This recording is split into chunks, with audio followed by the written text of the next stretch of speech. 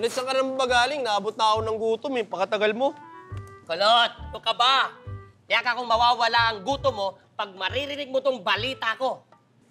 Balita mo. Saan naman galing yan? Sa matatalino na kalungsib sa tapat? Hindi, mga boring na yung mga matatalinong nakalungsib dun sa may tapat.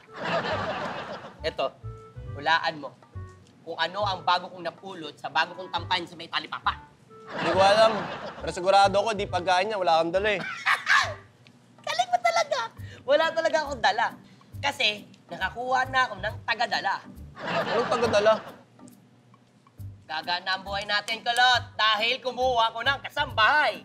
Kasambahay. Ano papagawa mo dun? Eh, ano pa dapat ginagawa ng mga kasambahay?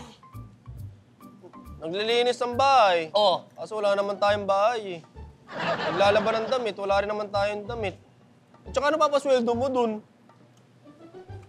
wala. Ang usapan namin, libreng pagkain lang. Libreng pagkain. Tayo nga, wala tayong makain eh. Ba't kumuha ka ng kasambahay? Eh, wala lang. Sarap kasing pakinggan eh, di ba? Gusto ko lang naman yung nakakaiba tayo sa iba. Alam mo yun, yung pag may nagtanong, uy, kamag-anak niyo yan? Hindi. Sa bahay namin yan. Di ba?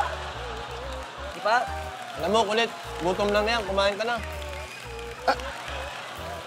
Di ako pwedeng kumain eh. Ito kasi yung pampasweldo ko sa kanya eh.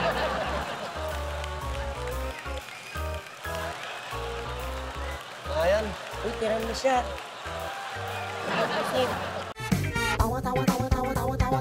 Anytime, anyone, anyhow. Halika manood at sumigaw. Anywhere in the world, everybody in the house. Click and subscribe now.